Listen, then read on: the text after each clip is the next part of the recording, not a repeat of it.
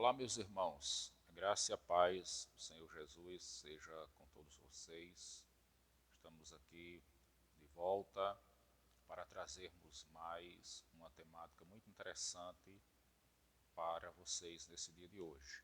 Mas eu gostaria de pedir a você que tem acompanhado os nossos vídeos e que ainda não é inscrito no nosso canal no YouTube, que se inscreva, ative todas as notificações e curta e compartilhe as nossas publicações. Fazendo isto, você vai estar nos ajudando a levarmos a palavra de Deus a um número maior de pessoas. Se você tem sido abençoado pelo nosso trabalho, se você sente que esta obra ela abençoa pessoas, então faça esta parceria conosco. Nos ajude a espalharmos esses vídeos para um grande número de pessoas. E se você já é inscrito no nosso canal, tem curtido e compartilhado, o meu muito obrigado, que Deus lhe abençoe grandemente. Vamos para o nosso tema do dia de hoje. Hoje eu gostaria de falar com vocês sobre o tema das missões protestantes no Brasil colonial. Você sabe como se deu o processo inicial de evangelização em nosso país? Quem foram os primeiros missionários a chegarem no Brasil? Como se deu esta obra de evangelização? Pois bem, hoje nós vamos estar falando sobre isso. Se você já sabe, você vai estar relembrando um pouco desta história, e se você não sabe ainda, você vai estar obtendo algumas informações que poderão ser muito úteis para o conhecimento inicial desta obra de evangelização do Brasil. Bem, as missões brasileiras tiveram duas fases que a primeira fase ela é chamada de protestantismo de imigração. Dentro desta fase do protestantismo de imigração aconteceram dois períodos. O primeiro período é o que os autores chamam de fase fracassada, que foi quando aconteceu no Brasil a chegada de protestantes franceses entre o período de 1555 e 1560. A outra chegada de protestantes aconteceu com os holandeses no Nordeste entre 1630 e 1654. Então eles vieram para o Brasil, tentaram se estabelecer e não conseguiram, né? De início eles tinham objetivos mais imigratórios, objetivos de se estabelecerem na colônia para colonizarem o Brasil, fazerem parte desse processo de colonização, porque nós sabemos que a colonização oficial era de Portugal, mas mesmo nesta época muitos imigrantes de várias nações vieram para o Brasil para participarem desse processo de colonização. Então, tanto os franceses quanto os holandeses fracassaram nesta missão, fazendo com que esse período inicial da primeira parte seja chamado pelos historiadores cristãos de fase de fracasso ou fase fracassada nestas missões coloniais no período do Brasil colonial. É algo assim que nós não podemos ver como um fracasso missionário, porque eles não chegaram aqui com objetivos missionários, né? Eles vieram para colonizar e depois acabaram tendo que sair. Mas depois dessa fase vem o que se chama de fase de impulso imigratório.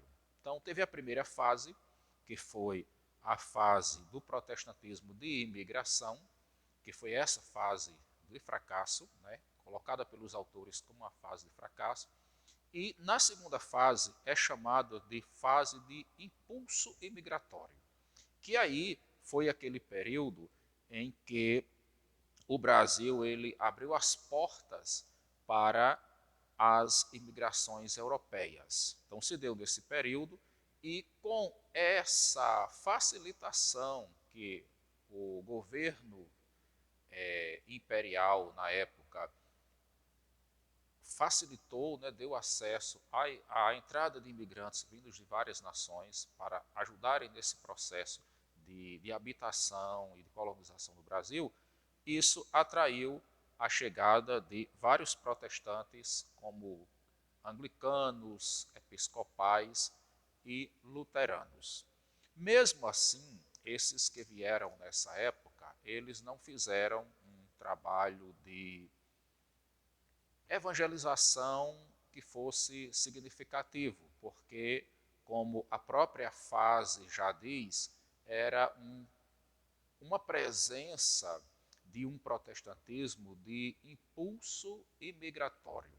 Então, as finalidades deles aqui eram muito mais participarem mesmo do processo de colonização, de se estabilizarem no país, de trabalharem, de formarem colônias para desenvolverem o país, do que mesmo o processo de evangelização. Né? Se bem que uma dificuldade muito grande que eles tinham era a questão que eles tinham que aprender a língua também. E aí, a evangelização ficou mais dentro dos círculos de convivência deles. Né? Eles tinham os seus cultos, nas suas línguas, tentando conservar a sua cultura e, de alguma forma, alguém em contato com eles teve a evangelização. Mas não houve, nesse período ainda, uma obra missionária como acontece com a obra missionária de uma igreja dentro daquela visão de alcançar os confins da terra. Isso só vai acontecer com a segunda fase dessa segunda, né? É uma parte B da segunda fase, que é quando se chama de protestantismo missionário. Então, a segunda fase, ela tem, que passa a ser considerada a fase bem-sucedida, ela tem o primeiro momento, que é chamado de impulso imigratório, que é mais uma presença para colonização, e aí vai ser bem-sucedido, porque nessa época o governo imperial ele abriu as portas para essa presença de imigrantes, né? E a segunda fase, ou a parte B desta segunda, que é chamado de protestantismo missionário, e se deu com a chegada do casal Calley ao Brasil no ano de 1580, né? Quando o doutor Robert Reid Calley vai chegar ao Brasil com a sua esposa para fundar a Igreja Evangélica Congregacional. Então, ele vem com uma função missionária, o objetivo de implantar igrejas evangélicas no Brasil, e a Igreja Evangélica Congregacional foi a primeira igreja evangélica em língua portuguesa a ser fundada, a ser implantada no Brasil. Depois da igreja congregacional, começaram a surgir o desenvolvimento das igrejas históricas. Então, vindo depois do congregacionalismo, a chegada das igrejas presbiterianas, metodistas, batistas e episcopais. Todas essas informações estão no livro de Introdução ao Protestantismo Brasileiro, dos autores Mendonça e Velásquez Filho, da editora Edições Loyola, publicado em São Paulo no ano de 1990. É um livro que avalia a história do protestantismo no Brasil, né, que foi uma pesquisa desses autores para uma tese de ciências da religião. Então, hoje nós estamos trazendo para vocês estas informações que são muito importantes para nós compreendermos como se deu o processo de evangelização. Nós sabemos que a obra de evangelização, ela é uma obra cheia de desafios. Hoje, apesar do evangelho estar espalhado em muitos lugares, em muitas cidades, quando os missionários chegam para levarem a palavra de Deus, eles se deparam com desafios, muitas vezes enfrentam alguns fracassos, né?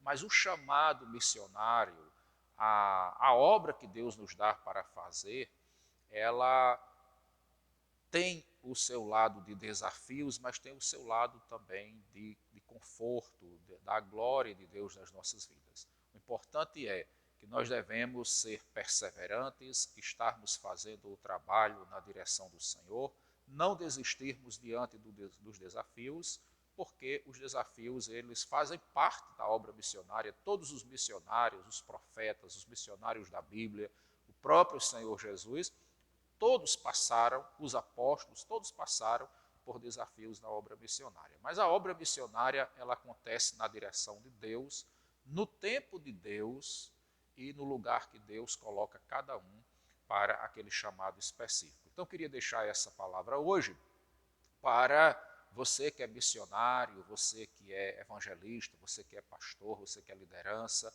você que é obreiro, ou até mesmo você que é um irmão da igreja ou uma irmã que gosta de evangelizar, que está envolvido ou envolvida com missões, com evangelização, e que tem passado por desafios na hora de fazer a obra do Senhor e que talvez muitas vezes tenha se perguntado: Senhor, essas lutas, essas dificuldades só acontecem comigo?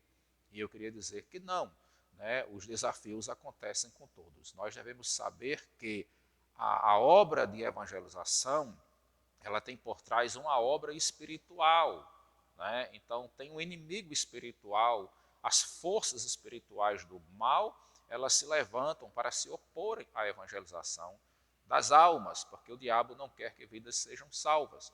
Mas aquele que está conosco, ele é maior.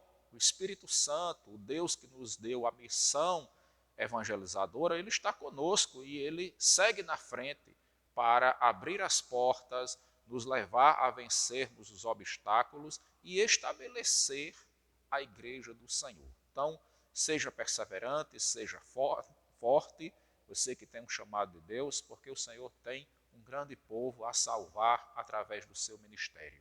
Então, que Deus abençoe.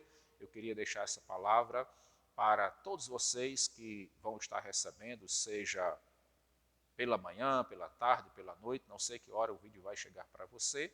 E mais uma vez fazer o meu apelo, pedindo a você que, se esta palavra ela traz alguma informação útil para você, e você acha que ela pode ser uma mensagem de motivação, uma mensagem de informação e de conforto também para aqueles que fazem a obra do Senhor, eu queria pedir a você que compartilhe, que curta e faça com que essa mensagem chegue a um número maior de pessoas. Se você ainda não é inscrito no nosso canal, eu peço que você se inscreva, ative todas as notificações, que aí você vai estar recebendo todas as publicações que nós fizermos, né, e leve adiante estas publicações. Se você já é inscrito, já vem curtindo os nossos vídeos, já vem compartilhando, eu quero lhe agradecer, meu muito obrigado, que Deus lhe abençoe grandemente, em nome de Jesus. Então, quero deixar essa palavra hoje para o seu coração, em nome do Senhor.